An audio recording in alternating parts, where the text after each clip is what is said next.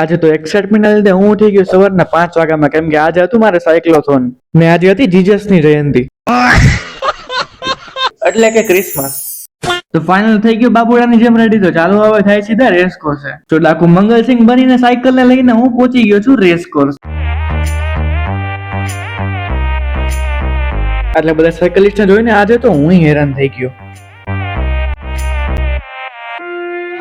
Finally cyclothon થઈ ગઈ છે સ્ટાર્ટ, જેથી પૂરેપૂરા 5 કિલોમીટરની.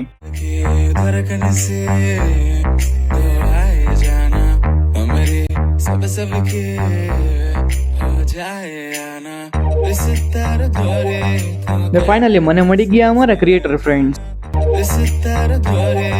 અને પછી તો લઈ લીધું મારું ઇન્ટરવ્યુ, કેમ કે હું છું જ સેલિબ્રિટી. भाई साहब कुछ ज्यादा नहीं हो गया?